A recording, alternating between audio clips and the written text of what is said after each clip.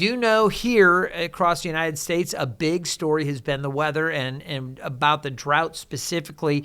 Samantha, we were talking earlier on the weather desk as we were preparing that, parts of the country dealing with more fire issues, Georgia, down into Florida. I don't know if we have any of the video for any of that available, but as we're talking here about the dry conditions, we've seen local stories, Suffolk with some burn bans put into place due to the excessive dry and the fact that we're seeing these, kind of brush fires or little things, not like a true wildfire, but you get these little fires that pop up and you have to put your city's resources immediately focused on getting a handle of those. We were seeing, you said there were a few reports in Norfolk, even some small fires starting to pop up. So the bottom line is this: the ground is very dry. This is the updated U.S. Drought Monitor. It came out 8:30 this morning.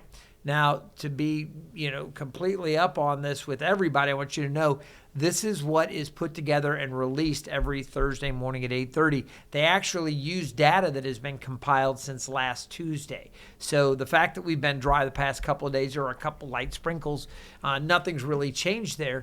But through this week, this is what we're looking at: moderate drought for the 7 cities. That really hasn't changed. We've continued to be drier, but our status from moderate drought has not changed.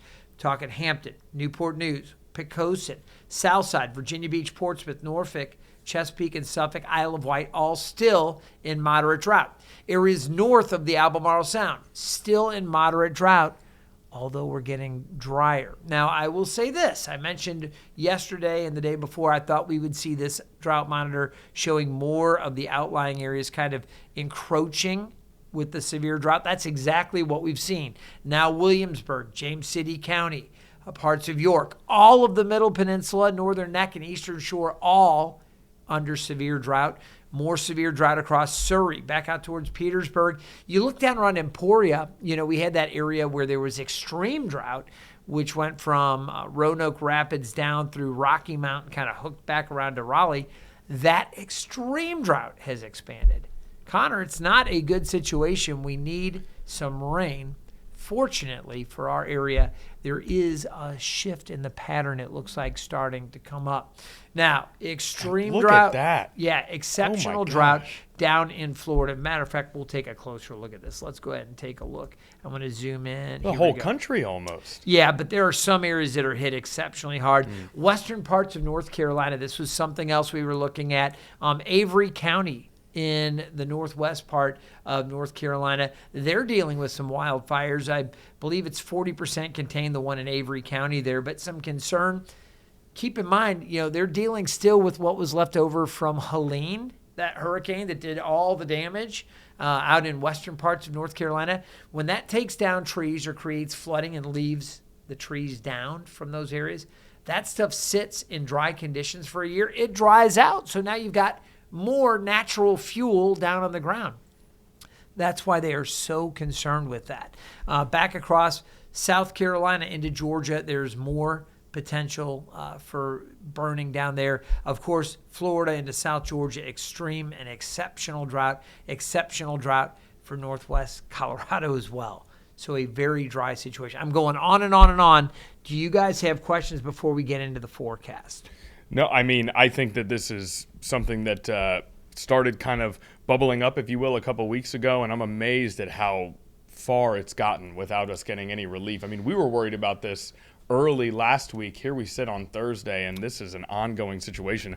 I'm just surprised that this has gotten as bad as it is. So let's take a look at the month of April and kind of take you back to what's been going on. We started off very warm in April, and then it got cooler. Now, I'm going to tell you guys, I'm right now efforting to reach one of our local wine growers, Kim Pugh, who owns Summerwind Vineyards. Preparing for Saturday already, are you, Craig? Okay. Yeah, I wish. Let me tell you, they have a beautiful facility. They do a great job out there. Their tasting room is fantastic. So I'll give some love there. A quick shout out to Summerwind Vineyards. But we were talking about the fact that it got so cold earlier this week. You guys remember the freeze warnings Monday night into early Tuesday. All right. Because it was so warm earlier in the month, some parts of Virginia have suffered a lot of loss. to some of the grapes. Not summer wind where Kim is. She's okay because she's nestled in right on the Pagan River and the James River, so they had a slightly warmer overnight. But other areas in central and northwestern Virginia that also got that warm weather early in the year, the grapes were like, hey, let's go. I'm feeling good. Let's get this thing going. They started to develop and come out. And then we got hit with the freeze warnings in central and northern Virginia. So Kim was just reaching out. We may have some more information from her, hopefully, for you tomorrow. As far as the dry conditions go, we've only had 0.54 inches of precip through the month of April so far. So we are extremely dry. The good news, the pattern appears to be changing.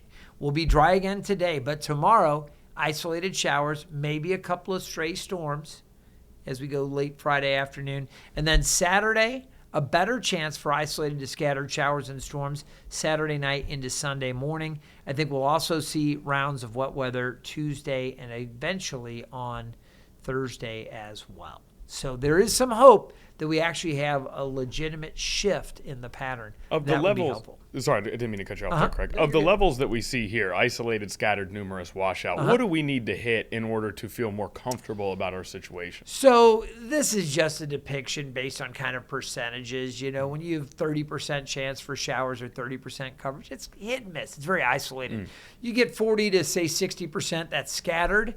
When you get over 60%, then you have numerous, and if you have 100% or 90 to 100%, it's washout, okay? So that's what that graphic's telling you. What we need to get out of this is not just a one and done, but we need several rounds of soaking rains. You get too much too quickly, it runs right off. The ground's pretty much baked. I mean, you think about like clay in an oven, it gets really hard. You pour water on it, it runs right off. You need the ground to be able to absorb some of the moisture. So getting some soaking rains over a few days will help. If we get 1.5 inches or 2 inches of rain over the next week with multiple opportunities for rain, that's going to put a dent in it. That's going to help us a little bit. You know, it may be a bit longer, maybe into the middle part of May. As a matter of fact, I can show you the 8 to 14 day outlook here. As you pull that up, I will note that my Craig Moeller sort of bingo card has an immense amount of squares. Pottery enthusiast was not on there. This guy's putting clay in the heated surface. So much. Yeah, I'm going to leave that alone, Connor. I never know where you're coming from, brother, but I like it. No, I can, I can spin some clay. I can, form a little pottery. Why listen, not? A Renaissance man. I've been to pottery classes. It's super fun. You're all right. Okay. I did it one time. It's super fun. It's hard work. I was going to say, what's the difficulty level? Well, you have to have a lot of arm work in that. You're like holding the clay still, and you have to keep it in the middle of what's the turntable called? Turntable? Is it just called a turntable? I don't know.